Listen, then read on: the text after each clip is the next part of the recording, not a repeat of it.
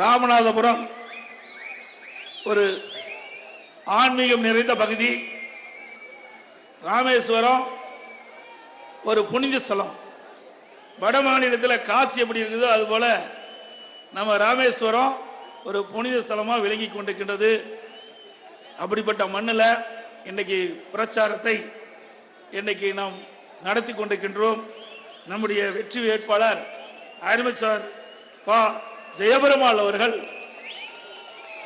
நல்லவர், வல்லவர், கூப்பிட்ட குரலுக்கு ஓடோடி வரக்கூடியவர். ஆரம்பத்திலிருந்து கட்சியிலே பணியாற்றி கட்சிக்காக உழைத்தவர். அப்போ அவர் ஒரு விவசாயி. அப்படி மக்களுடைய கஷ்ட நஷ்ட துன்பம் துயரம் அத்தனையும் உணர்ந்தவர். அப்படிப்பட்ட ஒரு திறமையான வேட்பாளரை இன்றைக்கு அனைத்து இந்திய அண்ணா திராவிட முன்னேற்ற கழக சார்பாக நிறுத்தப்பட்டிருக்கின்றது. அவருக்கு இரட்டை சின்னத்திலே வாக்களித்து வெற்றி பெற செய்யுங்கள். நமது சின்னம் புரட்சி தலைவர் எம்ஜிஆர் சின்னம், மாண்பு அம்மாவின் சின்னம், விவசாயிகளின் சின்னம், ஏழைகளின் சின்னம், தாய் குலத்தின் சின்னம். இரட்டலைக்கு வாக்களித்து வெற்றி பெற செய்தீர்கள்.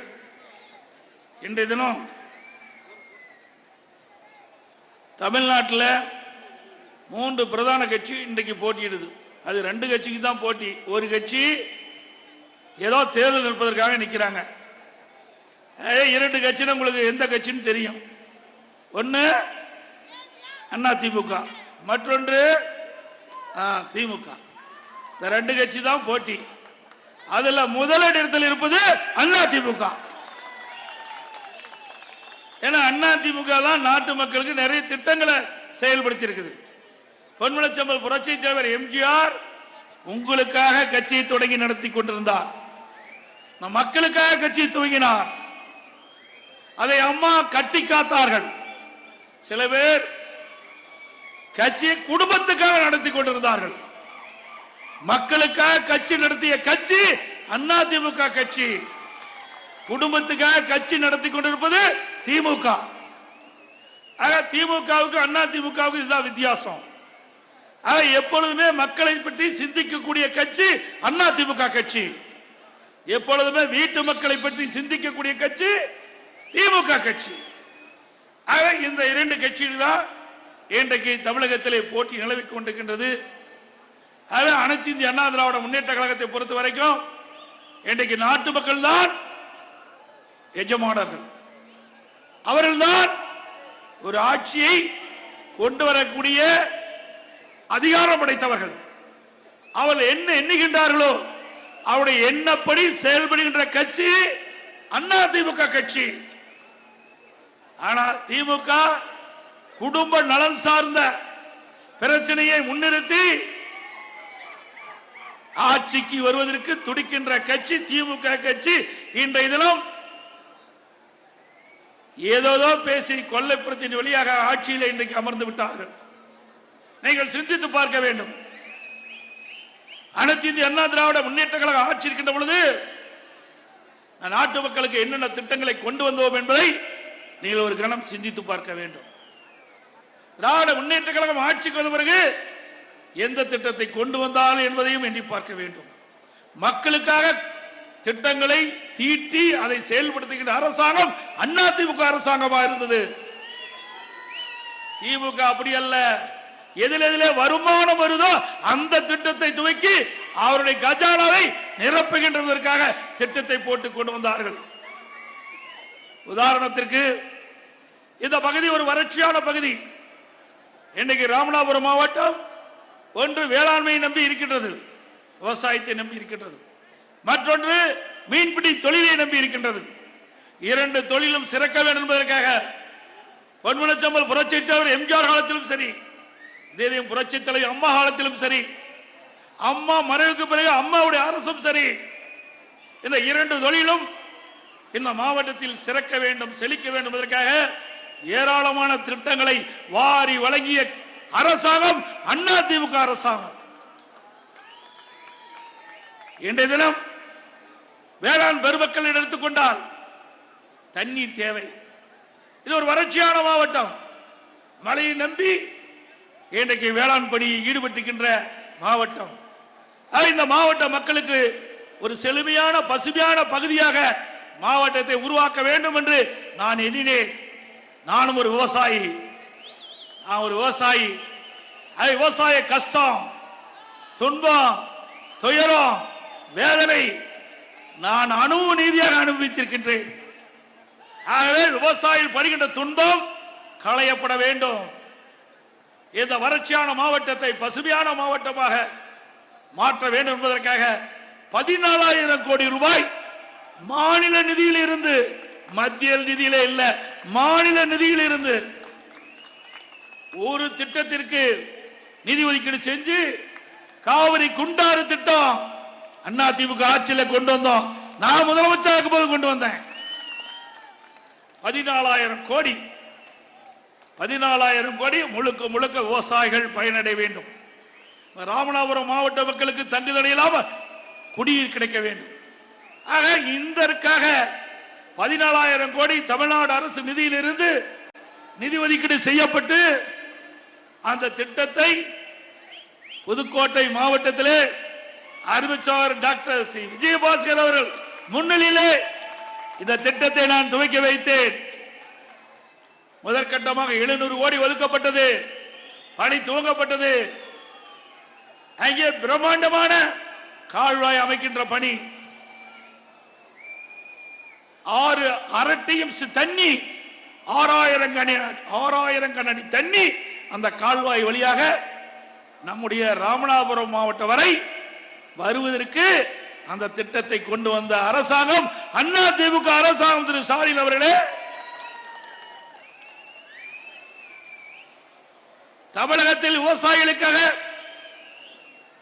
இவ்வளவு கோடி நிதி ஒதுக்கிட்டது கிடையாது.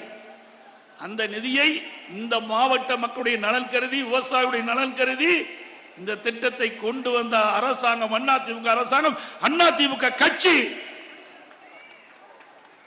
ஆனால் அந்த திட்டத்தையும் முடக்கி விட்டார்கள். அவர்களெல்லாம் உங்களை நோக்கி வாக்குகள் சேகரிக்க வருவார்கள். கேளுங்கள், இவ்வளவு பெரிய திட்டம், எங்கள் கனவில் கூட நினைத்து பார்க்காத திட்டம், காவிரி குண்டாறு திட்டம். அப்படிப்பட்ட திட்டத்தை எடப்பாடி பழனிசாமி அவர்கள் முதலமைச்சர் இருந்த காலகட்டத்தில், அவர் ஒரு விவசாயி இருந்த காலகட்டத்தில் கொண்டு வந்த திட்டத்தை ஏன் முடக்கிறீர்கள் என்று கேள்வி கேளுங்கள். இன்று வரை அதிமுக அரசாங்கம் இருந்திருந்தால் அந்த திட்டம் முழுமை பெற்றிருக்கும். இந்த பகுதியில் இருக்கின்ற மக்களுக்கு காவிரி தண்ணீர் கிடைத்திருக்கும்.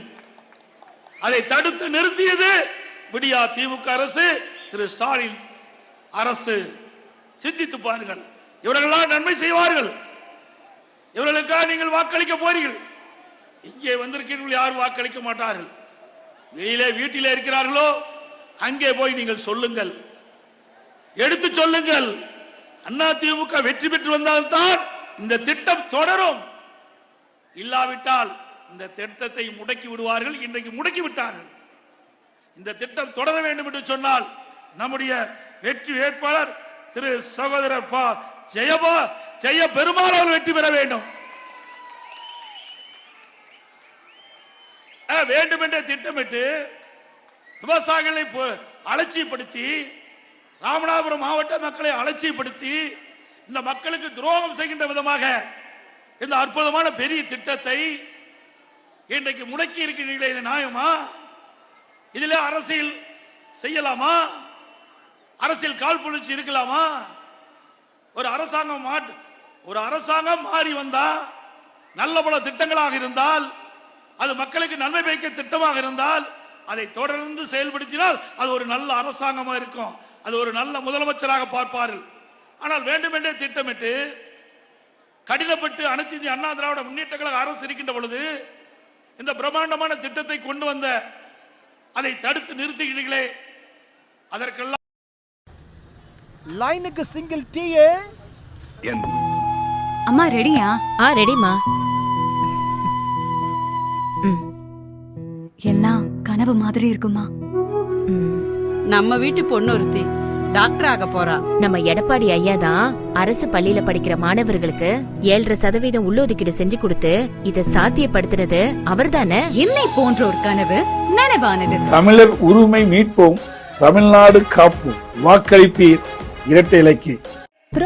இந்த திட்டம் நிறைவேறுகின்ற பொழுது இன்றைக்கு வைகிலே தண்ணி கரண்டி புரண்டு கரை புரண்டு ஓடும், ஏரி குளம் அத்தனை நிரப்பப்படும், நிலத்தடி நீர் உயரும். காவிரி குண்டாறு திட்டம் நிறைவேறுகின்ற பொழுது 2 லட்சம் ஏக்கர்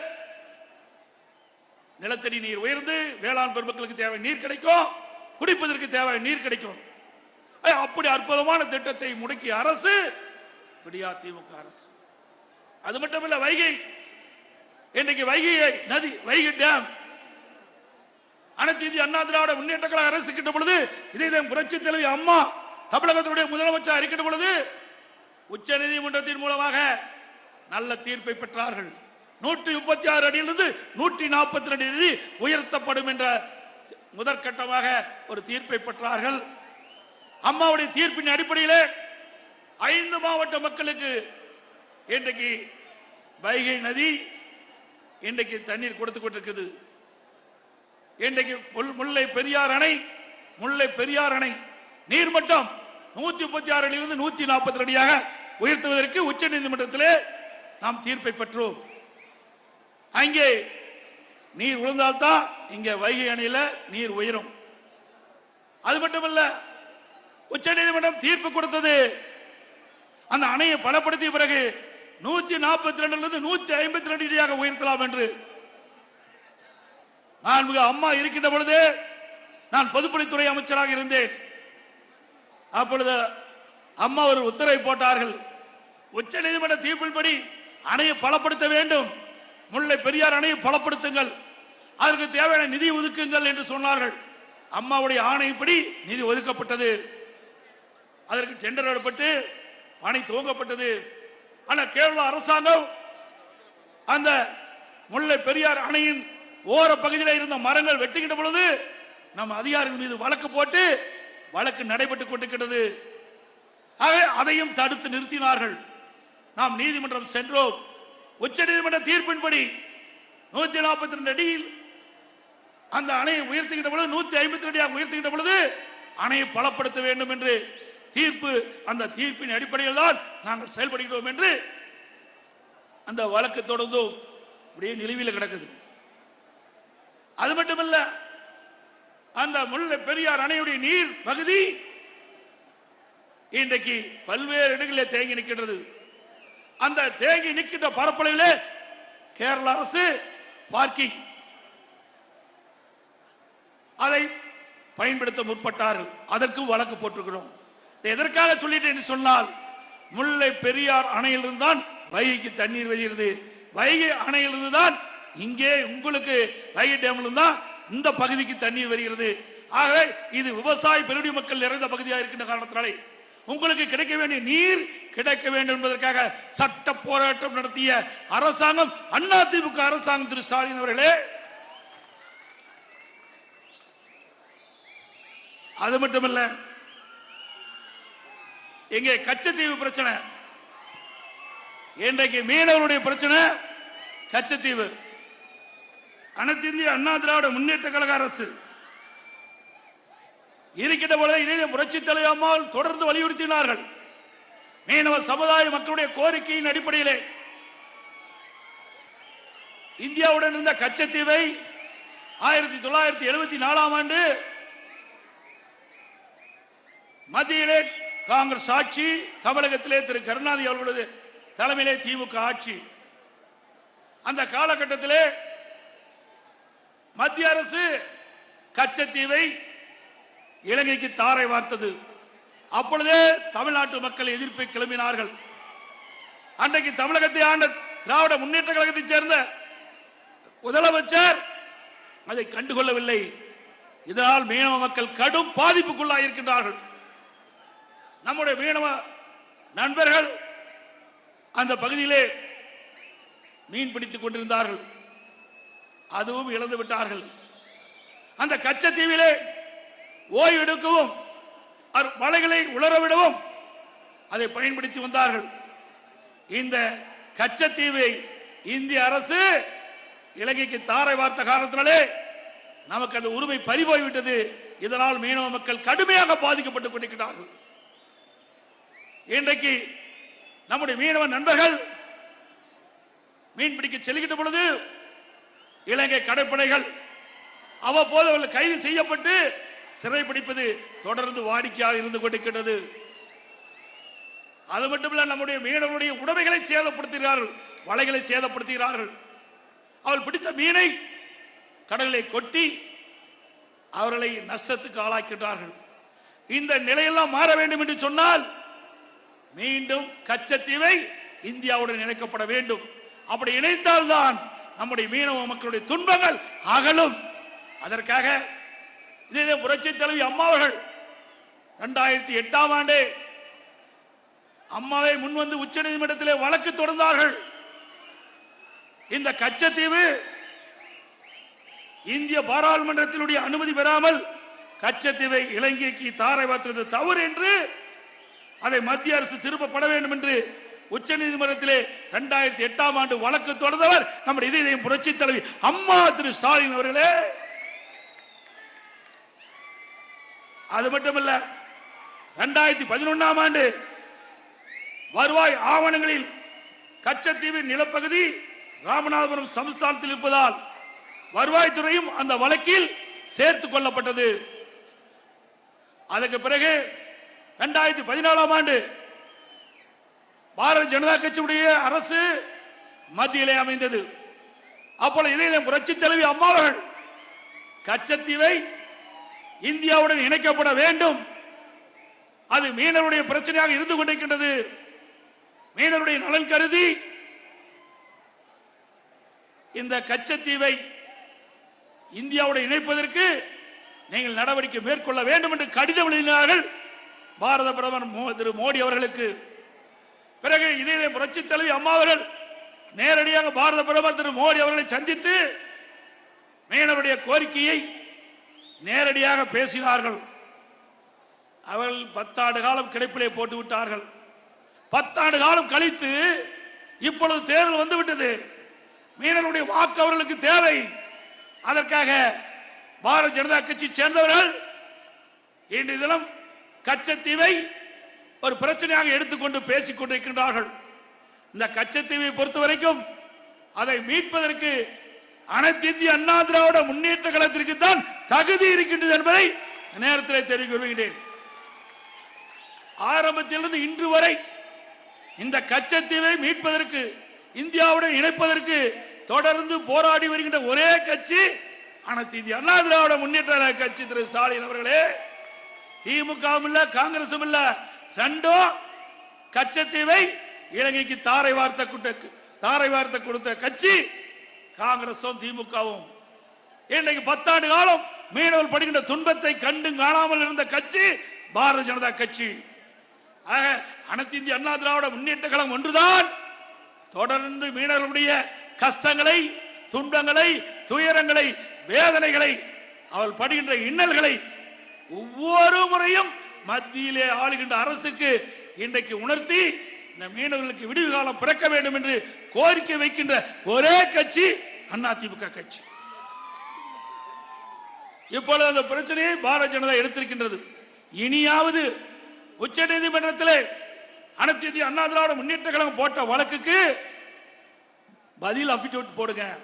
அந்த பதில் அபிடவிட்ல இலங்கைக்கு ஒப்பந்தம் போட்ட கச்சத்தீவை மீண்டும் மறுபரிசீலனை செய்வோம் என்று, ஒப்பந்தத்தை மீண்டும் மறுபரிசீலனை செய்வோம் என்று பதில் மனு போடுங்க. இப்போது போடுங்க. அந்த மீனவர்களை இப்போது காப்பாத்துங்க. ஆக அனைத்து இந்திய அண்ணா திராவிட முன்னேற்ற கழகத்தை பொறுத்த வரைக்கும் மீனவர்களுக்காக தொடர்ந்து குரல் கொடுக்கின்ற கட்சி அதிமுக கட்சி, அதிமுக அரசாங்கம். அது மட்டுமல்ல, ஒவ்வொரு முறையும் அம்மா இருக்கின்ற பொழுதும் சரி, அம்மா மறைக்கு பிறகும் சரி, நான் முதலமைச்சராக இருந்த காலத்திலும் சரி, அந்த மீனவர்களை, நம்முடைய ராமேஸ்வரம் மீனவர்கள் இன்றைக்கு அடிக்கடி இலங்கை கடற்படையால் கைது செய்யப்பட்டு துன்புறுத்தப்படுகிறார்கள். அப்பொழுதெல்லாம் மத்திய அரசுக்கு உடனுக்குடன் தெரிவித்து கைது செய்யப்பட்டவர்களை விடுதலை செய்வதற்காக தொடர்ந்து வலியுறுத்தி விடுதலை செய்ய வைச்ச கட்சி அதிமுக கட்சி, அதிமுக அரசாங்கம். மீனவருடைய படகுகள் இன்றைக்கு இலங்கை கடற்படையால் பறிமுதல் செய்யப்பட்டது. அந்த படகுகள் எல்லாம் சேதமடைந்திருந்தன. அதை சீர் செய்வதற்கு நிதியுதவி அளித்த அரசாங்கம் அதிமுக அரசாங்கம். திரு ஸ்டாலின் அவர்களே, அதே போல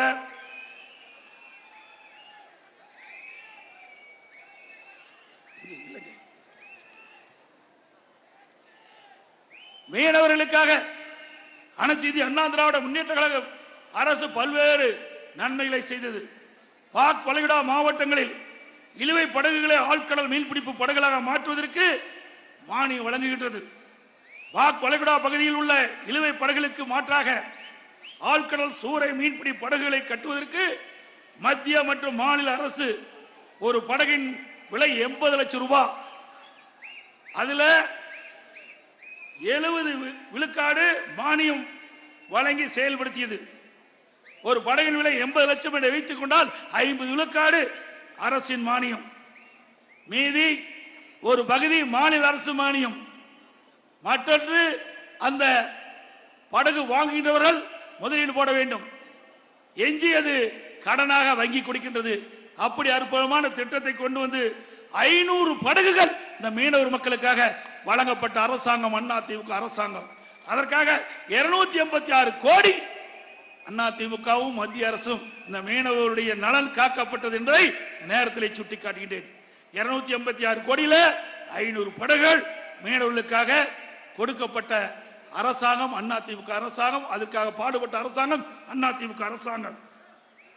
அது மட்டுமல்ல, இன்றைக்கு மீனவர்களை சேர்ந்த மீனவ இனத்தைச் சேர்ந்தவர்கள் அந்த மீனவ மக்களுடைய குரலை நாடாளுமன்றத்தில் ஒலிக்க வேண்டும் என்பதற்காக அனைத்து இந்திய அண்ணா திராவிட முன்னேற்ற கழகத்திலே இன்றைக்கு பாண்டிச்சேரி உட்பட 40 நாடாளுமன்ற இருக்கின்றார்கள். அதிலே தென்சென்னை நாடாளுமன்ற உறுப்பினர் ஏற்கனவே எம்பி ஜெயவர்தன் ஒரு மீனவர் சமுதாயத்தைச் சேர்ந்தவர். கன்னியாகுமரி அங்கே இருக்கின்ற நம்முடைய வேட்பாளர், இப்பொழுது கன்னியாகுமரியில் போட்டியிடும் நாடாளுமன்ற வேட்பாளர் பசலியான், அவரும் மீனவர் இனத்தைச் சேர்ந்தவர். பாண்டிச்சேரியில் போட்டியிடுகின்ற நம்முடைய வெற்றி வேட்பாளர் தமிழ்வேந்தர், அவரும் மீனவர் இனத்தைச் சேர்ந்தவர். இதுவரை எந்த ஒரு கட்சியும் 3 நாடாளுமன்ற வேட்பாளரை நாடாளுமன்ற கட்சிக்காக நிறுத்தப்பட்டது கிடையாது.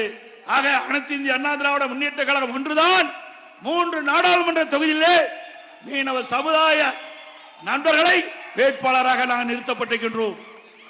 இவர் வெற்றி பெற்று வருகின்ற பொழுது மீனவர்கள் படுகின்ற பாடு துன்பங்கள் அத்தனையும் உங்களுடைய குரலை நாடாளுமன்றத்திலே ஒலிப்பார்கள்.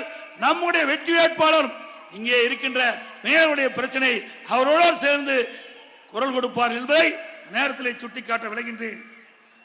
அது மட்டுமல்ல, இன்றைய தினம் அனைத்து இந்திய அண்ணா திராவிட முன்னேற்ற கழக ஆட்சி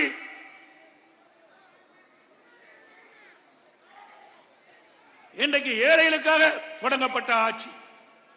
அனைத்து இந்திய அண்ணா திராவிட முன்னேற்ற கழகத்தில் விவசாய தொழிலாளி மீனவர்கள் மீன்பிடி தொழில் ஈடுபட்டுள்ளவர்களுக்கு வீடுகள் கட்டி கொடுத்தோம், பசுமை வீடுகளை கொடுத்தோம், அதையும் நிறுத்தப்பட்டு விட்டார்கள்.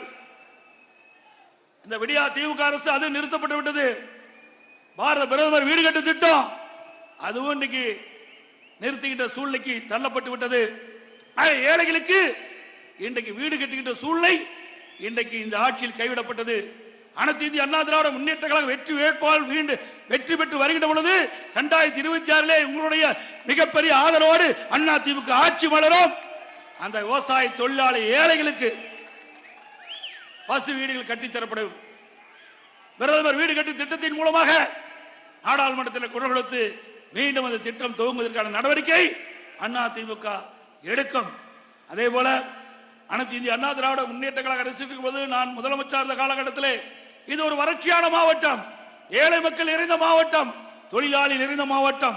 இந்த மாவட்டத்தினுடைய கோரிக்கை, எங்களுடைய சட்டமன்ற உறுப்பினருடைய கோரிக்கை, நான் முதலமைச்சர் இருந்த காலகட்டத்தில் இந்த மாவட்டத்திற்கு மருத்துவக் கல்லூரி மருத்துவமனை கொடுத்தேன். பிரம்மாண்டமான மருத்துவக் கல்லூரி, பிரம்மாண்டமான மருத்துவமனை. இன்னைக்கு அப்போலோவில் என்ன அறுவை சிகிச்சை செய்கிறார்களோ அதே அறுவை சிகிச்சை ராமநாதபுரத்தில் இருக்கின்ற மருத்துவக் கல்லூரி மருத்துவமனையில் இன்றைக்கு செயல்படுத்துறாங்க. இப்படி ஏழை மக்கள் நிறைந்த பகுதியிலே அனைத்து இந்திய அண்ணா திராவிட முன்னேற்ற கழக அரசு நான் முதலமைச்சர் இருந்த காலத்தில் 400 கோடியில இந்த திட்டத்தை கொண்டு வந்து நிறைவேற்றி உங்களுக்காக, ஏழைகளுக்காக, இந்த விவசாயிகளுக்காக நல்ல அற்புதமான மருத்துவமனை கொடுத்த அரசாங்கம் அதிமுக அரசாங்கம். இப்படி ஒரு திட்டமாவது திமுக ஆட்சியில் கொண்டு வந்திருக்காங்களா? ஒரே ஆண்டில் 11 அரசு மருத்துவக் கல்லூரி மருத்துவமனை கொண்டு வந்து வரலாற்று சாதனை படைத்தோம் நாங்கள். ஆட்சி பொறுப்பேற்று 3 ஆண்டு காலம் ஆகிறது. இந்த 3 ஆண்டு காலத்தில் ஒரு மருத்துவக் கல்லூரி மருத்துவமனை கொண்டு வந்திருக்கீங்களா? இல்ல. நீங்க வெற்றி பெற்று என்ன செய்ய போறீங்க நாட்டு மக்களுக்கு? ஆகவேதான் அனைத்து இந்திய அண்ணா திராவிட முன்னேற்ற கழகம் வெற்றி பெற்றால்தான் மக்கள் என்னப்படி செயல்படுத்த முடியும், மக்களுக்கு தேவையான திட்டங்கள் கிடைக்கும். அதனால மக்கள் நன்மை பெறுவார்கள். அது மட்டுமல்ல, இந்த மாவட்ட மக்களுடைய கோரிக்கை, அப்பொழுது இருந்த எங்களுடைய அனைத்து இந்திய அண்ணா திராவிட முன்னேற்ற கழக சட்டமன்ற உறுப்பினர்கள் முன்னோடிகள்லாம் இங்கே ஒரு சட்டக்கல்லூரி வேண்டும் என்று கேட்டார்கள். இந்த ராமநாதபுரம் மாவட்டத்திற்கு ஏழை எளிய மக்கள் வசிக்கின்ற பகுதி, இந்த மாணவ மாணவிகள் குறைந்த கட்டணத்திலே சட்டம் பயில சட்டக்கல்லூரியும் நான் தான் கொண்டு வந்தேன். மருத்துவக் கல்லூரி மருத்துவக் கல்லூரி மருத்துவமனையும் நாங்க தான் கொண்டாந்தோம், சட்டக்கல்லூரி நாங்க தான் கொண்டாந்தோம். அதனால ஏழை எளிய அடித்தட்டிலே வாழ்கிறவர்கள் குறைந்த கட்டணத்திலே சட்டம் பயிலலாம். இந்த கட்சியில திராவிட முன்னேற்ற கழகம் ஆட்சிக்கு வந்து 3 ஆண்டு காலம் ஆகிறது. ராமநாதபுரம் மாவட்டத்திற்கு ஒரு பெரிய திட்டமாவது கொண்டு வந்திருக்காங்களா? எதை வைத்து உங்களை சந்தித்து வாக்கு சேகரிக்க போறாங்க? சிந்திச்சு பாருங்க. நான் தேர்தல் நேரத்திலே எங்களுக்கு வாக்களிப்பதற்காக உங்களை நான் கேட்கவில்லை. நீங்கள் தராசில எடை போட்டு பாருங்கள். அனைத்து இந்திய அண்ணா திராவிட முன்னேற்ற கழக ஆட்சியிலே இந்த ராமநாதபுரம் மாவட்ட மக்களுக்கு என்னென்ன திட்டங்களை நாங்கள் கொண்டு வந்தோம், திராவிட முன்னேற்ற கழகம் ஆட்சிக்கு வந்த பிறகு என்னென்ன திட்டங்களை கொண்டு வந்தோம் என்பதை தராசில எடை போட்டு உங்களுக்கு எது சரி என்று தோன்றுகிறதோ அதற்கு தீர்ப்பளியுங்கள். திரு ஸ்டாலினை போல எல்லா தேர்தல் பிரச்சார கூட்டத்திலையும் அண்ணா திமுக விமர்சிப்பார், என்னை விமர்சிப்பார், கொண்டு வந்த திட்டத்தை பேச மாட்டார்.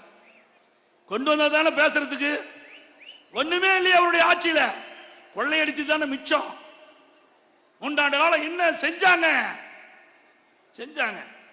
ஒரு நிதியமைச்சர் சொன்னார், எல்லா ஆடியோலையும் நீங்க பார்த்திருப்பீங்க, எல்லாருக்கும் தெரியும், தெரிஞ்ச விஷயத்தை நான் சொல்றேன்.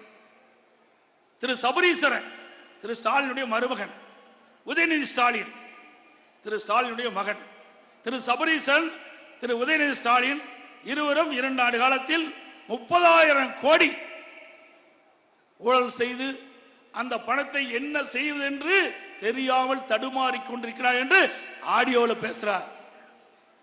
யாரு? திமுக அமைச்சரவையில் இருக்கின்ற ஒரு நிதி அமைச்சர் பேசுறார்.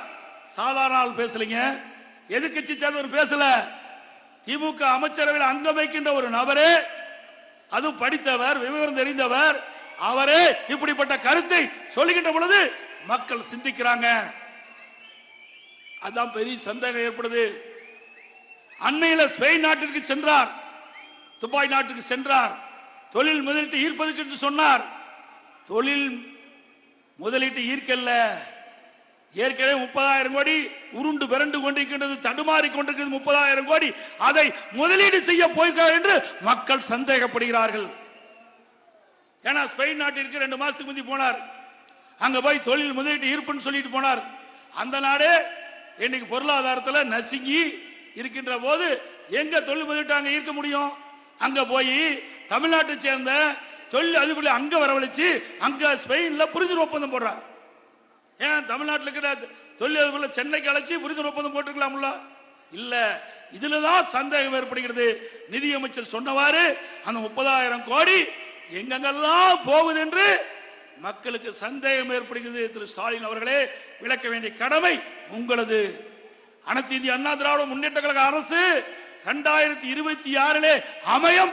இதற்கு பதில் சொல்லி ஆக வேண்டும் திமுக அரசாங்கம். அதே போல ராமேஸ்வரத்தில் நம்முடைய மறைந்த ஜனாதிபதி அப்துல் கலாம் அவருடைய பேர்ல அரசு மற்றும் அறிவியல் கல்லூரி நான் முதலமைச்சர் இருக்கும் போது அறிவித்தேன். இன்னைக்கு ஸ்டாலின் பேசுறாரு, சிறுபான்மை மக்களுக்கு பாதுகாவலர் இருப்புன்னு பேசுறாரு. இன்னைக்கு நம்முடைய நாட்டுடைய ஜனாதிபதி தேர்தல் வந்தது. அப்பொழுது இதே புரட்சி தலைவி அம்மா அவர்கள் மரியாதைக்குரிய அப்துல் கலாம் அவர்களை ஜனாதிபதி வேட்பாளர் ஆதரித்தார்கள். அப்பொழுது திராவிட முன்னேற்ற கழகம் அவரை எதிர்த்து போட்டியிட ஆதரித்தார். அப்பொழுது தேர்தல் வந்தது. அப்பொழுது இதே புரட்சி தலைவி அம்மாவுடைய ஆணைப்படி அனைத்து இந்திய அண்ணா திராவிட முன்னேற்ற கழக சட்டமன்ற உறுப்பினர் நாடாளுமன்ற உறுப்பினர் மரியாதைக்குரிய மறைந்த அப்துல் கலாம் அவர்களுக்கு வாக்களித்து இந்திய நாட்டுடைய ஜனாதிபதி ஆக்கினாங்க. நீங்களா சிறுபான்மை மக்களை ஆதரிக்கக்கூடியவர்கள் சந்தர்ப்பவாதிகள். திராவிட முன்னேற்ற கழகத்தை சேர்ந்தவர்கள் சந்தர்ப்பவாதிகள். அது மட்டுமல்ல, பரமக்குடியில் அரசு கலைக்கல்லூரி அதிமுக ஆட்சியில் துவக்கப்பட்டது. உத்தரகேச மங்கில மிளகாய் பதப்படுத்த குடோன் 3 கோடியில பரமக்குடி புறவழிச்சாலை அதிமுக ஆட்சியில் அமைக்கப்பட்டது. இன்றைக்கு மாவட்டம் முழுவதும் பல்வேறு நெடுஞ்சாலைகள், உள்ளாட்சி சாலைகள் இன்றைக்கு 1000 கோடிக்கு மேலாக செலவழிக்கப்பட்டு அருமையான சாலைகளாக அமைக்கப்பட்டது. அதுபோல தடுப்பணைகள் அதிமுக ஆட்சியில் கொண்டு வந்தோம். குடிமராமத்து திட்டம், இந்த பகுதி விவசாயிகள் இருந்த பகுதி ஏரி குளங்கள் எங்கெங்கெல்லாம் இருக்கின்றதோ அங்கெல்லாம் தூர்வாரப்பட்டு அந்த ஏரிகள் ஆழப்படுத்தப்பட்டு பெய்கின்ற மழை நீர் அங்கேயே தேங்கி நிலத்தடி நீர் உயர்ந்து வேளாண் பெருமக்களுக்கு கிடைச்சது. அந்த முழுக்க முழுக்க விவசாயிகள் பங்களிப்போடு அந்த திட்டத்தை நிறைவேற்றிடும். அந்த விவசாயிகள் மண்டல மண்ணை இலவசமாக அள்ளிக்கொண்டு அவருடைய விளைநிலங்களுக்கு இயற்கை உரமாக பயன்படுத்திய காட்சி அதிமுக ஆட்சியிலே பார்க்கப்பட்டது. ஸ்டாலின் அவர்களே, ஒரு பிடி மண் அள்ள முடியுமா? போ விவசாயியா கொண்டு போக முடியுமா? அதிமுக ஆட்சியில எல்லா விவசாயிகளும் மனதார பாராட்டினார்கள். இன்றைக்கு ஏரி குளம் குட்டையில் இருக்கின்ற வண்டல் மண் எல்லாம் அள்ளி கொண்டு போய்க்கூடிய திட்டத்தை கொண்டு வந்து நடைமுறைப்படுத்திய அதிமுக அரசுக்கு பாராட்டை தெரிவித்தார்கள். அது மட்டுமல்ல, இன்றைக்கு அறிவுபூர்வமான கல்வி கொடுத்துட்டு இருந்தோம். மாணவ செல்வங்களுக்கு மடிக்கணினி கொண்டு வந்த திட்டம் இன்றைக்கு எல்லா அரசு பள்ளியில் படிக்கின்ற மாணவர்கள் திறமையானவர்களாக விஞ்ஞான கல்வி கிடைக்கக்கூடிய வாய்ப்பை அம்மா உருவாக்கி தந்தாங்க. இன்றைக்கு 10 ஆண்டு காலம் அனைத்து இந்திய அண்ணா திராவிட முன்னேற்ற கழக ஆட்சியில 52,30,000 மாணவ மாணவிகளுக்கு 7,300 கோடி நிதி ஒதுக்கீடு செய்யப்பட்டு லேப்டாப் கொடுத்தோம். எல்லா மாணவரும் மாணவி மடியில மடிக்கணினி விளையாடிச்சு. இன்றைக்கு மாணவர் இளைஞர்கள் போதையிலே தடுமாறி கொண்டிருக்கிற காட்சி இந்த அவலாட்சியிலே பார்க்கப்படுகிறது.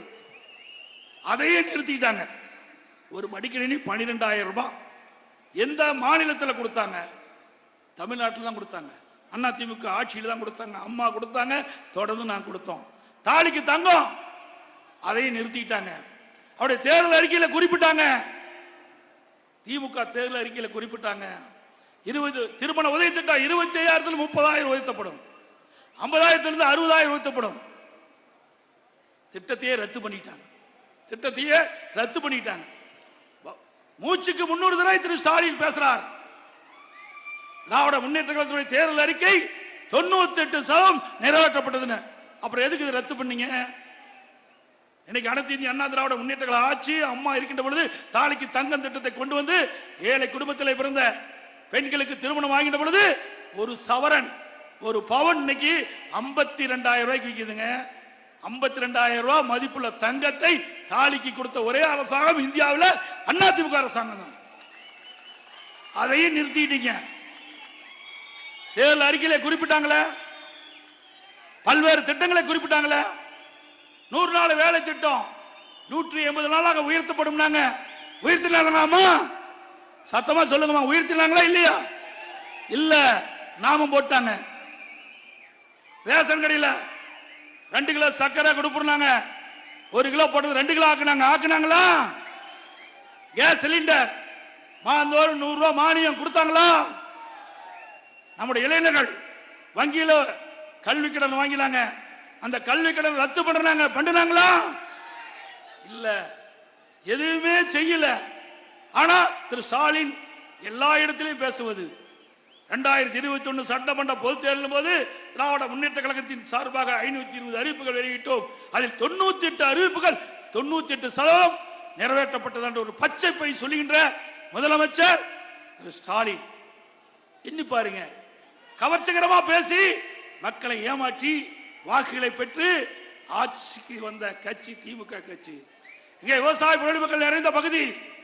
விவசாய பெருடி மக்கள் தொடக்க வேளாண்மை கூட்டு வங்கியிலே பயிர்க்கடன் பெற்றாங்க. விவசாயிகள் வறட்சியால் பாதிக்கப்பட்டாங்க. அம்மா சிந்தித்து பார்த்தாங்க.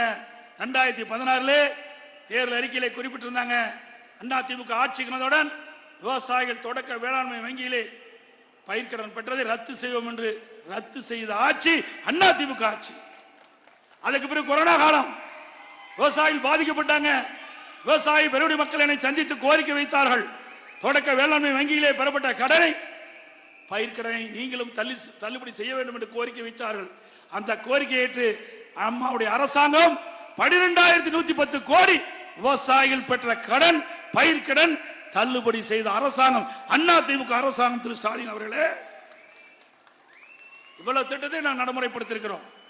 அது மட்டுமல்ல, இன்றைக்கு அரசு பள்ளி படிக்கின்ற மாணவ செல்வங்கள் 41% பேர், 3,80,000 பேர் அரசு பள்ளி படிக்கின்றார்கள். அத்தனை பேர் ஏழை எளிய குடும்பத்தைச் சேர்ந்தவர்கள். அப்படி அடித்தட்டிலே வாழ்கின்ற மக்களுடைய குழந்தைகள் எம்பிபிஎஸ் டாக்டர் ஆக வேண்டும், பல் மருத்துவராக வேண்டும், அவருடைய கனவு நனவாக வேண்டும் என்பதற்காக அம்மாவுடைய அரசு அற்புதமான திட்டத்தை கொண்டு வந்தது. 7.5% உள் இடஒதுக்கீடை கொண்டது சட்டம் இயற்றப்பட்டு அமுல்படுத்தப்பட்டு இன்றைய தினம் ஏழை எளிய குடும்பத்தில் பிறந்த அரசு பள்ளியில் படித்த மாணவ செல்வங்கள் 2,160 பேர் எம்பிபிஎஸ் படிக்கிறாங்க, பல் மருத்துவரா படிக்கிறாங்க. இதுதான் திரு ஸ்டாலின் சாதனை. ஏழைகளை வாழ வைப்போம் என்று பொன்மனச்செம்மல் புரட்சி தலைவர் எம்ஜிஆர் சபதம் ஏற்றாரே, அதை அதிமுக அரசு நிறைவேற்றப்பட்டது. புரட்சி தலைவர் கண்ட கனவு, அம்மா கண்ட கனவை அதிமுக அரசு செயல்படுத்தது. அதிமுக கட்சி அதற்காக துணை நின்றது என்பதை நீங்கள் எண்ணி பார்க்க வேண்டும். இப்படி ஒவ்வொரு திட்டமாக அதிமுக ஆட்சியில் தான் கொண்டு வரப்பட்டது என்ற செய்தி இந்த நேரத்தில் தெரிவித்து வருகின்ற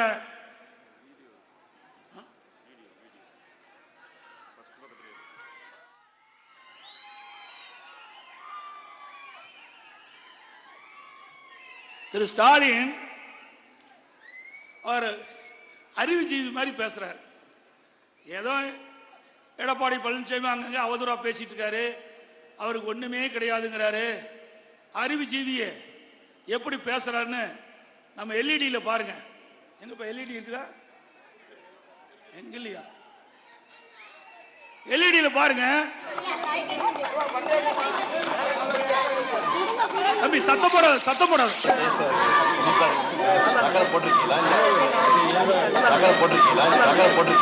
சவுண்ட் கம்மியா வைப்பா, மறுபடியும் போடு. சவுண்ட் கம்மியா வை. சவுண்ட்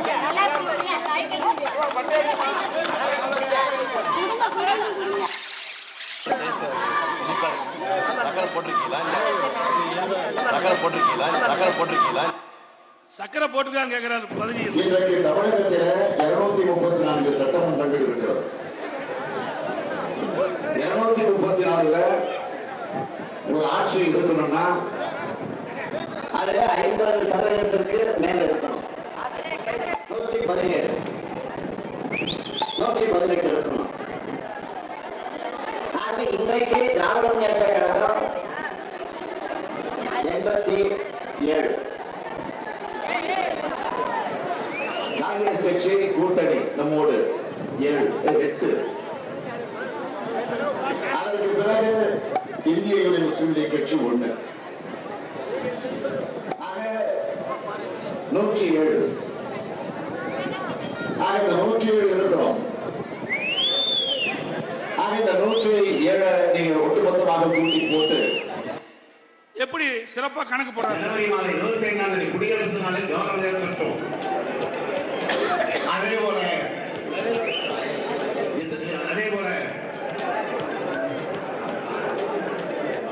ஜனவரி மாதம் டிசம்பர் மாதம் 25ஆம் தேதி கவர்னர் கொடியை வைத்து வைக்க நாங்கள் மறுக்கிறேன். ஆனால் ஜனவரி மாதம் 15ஆம் தேதி சோதனை நாள் வருகிற போது ஆகஸ்ட் 15ஆம் தேதி சோதனை நாள் வருகிற போது எப்படியெல்லாம் பேசுறாரு பாருங்க. தப்பு தப்பா பேசிவிட்டு நம்ம பற்றி குறை சொல்றாரு. ஸ்டாலின் அவர்களே, உங்களை விட எங்களுக்கு சற்று அறிவு அதிகம் என்பதை இந்த வீடியோ மூலமா மக்கள் தெரிஞ்சிட்டா சரி. ஆகவே நடைபெறுகின்ற நாடாளுமன்ற தேர்தலில் நம்முடைய வெற்றி வேட்பாளர் அறிவிச்சார் திரு ஜெய பெருமாள் அவர்களுக்கு இரட்டை லட்சணத்திலே வாக்களித்து வெற்றி பெற செய்ய வேண்டும். தமிழர் உரிமை மீட்போம், தமிழ்நாடு காப்போம். தமிழர் உரிமை மீட்போம், தமிழ்நாடு காப்போம். நான் சொல்றது அப்படி திருப்பி உறக்க சொல்லுங்க. ஒற்றை விரலால் ஓங்கி அடிப்போம், ஒற்றை விரலால் ஓங்கி அடிப்போம், ஒற்றை விரலால் ஓங்கி அடிப்போம். விடியா திமுக ஆட்சியை வீட்டுக்கு அனுப்புவோம், விடியா திமுக ஆட்சியை வீட்டுக்கு அனுப்புவோம். வாக்களிப்போம் இரட்டைலைக்கு, வாக்களிப்போம் இரட்டைலைக்கு. நன்றி, வணக்கம்.